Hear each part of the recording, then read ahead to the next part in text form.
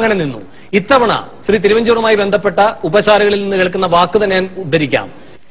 Pen drive ഉണ്ട്, അത് പുറത്തേക്ക് വിട്ടാൽ 5 മിനിറ്റ് കൊണ്ട് പുതുപ്പള്ളിക്കാരന്റെ കുടുംബം ഇല്ലാതാകുമെന്ന്.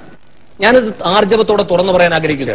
പേരുകൾ ചോദിക്കാൻ താങ്കളും കേട്ടിട്ടുണ്ട്. തീർച്ചയായിട്ടും വളരെ ഏറ്റവും സന്തോഷമുണ്ട് എന്നെ പിന്തുണച്ചത്, അല്ലെങ്കിൽ ഞാൻ ഒറ്റപ്പെട്ടു പോയേനെ.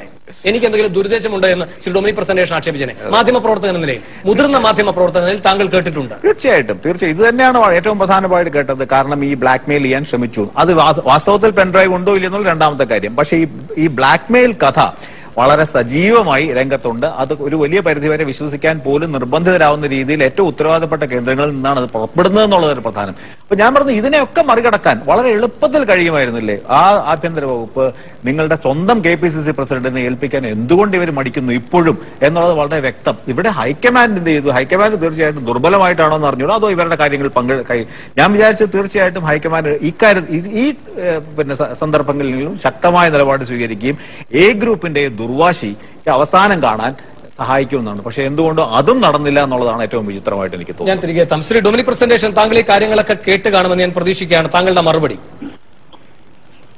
വേണു അങ്ങനെ വലിയ ആളായിട്ട് വിലസണ്ട. വേണു ആരാ ഇതൊക്കെ പറയാനായിട്ട്? 40-50 കൊല്ലം പാർട്ടി ഉമ്മൻചാണ്ടി നിങ്ങൾ വർഷമാണ്. വേണു അങ്ങനെ വലിയ ആളെന്നോ വേണ്ട.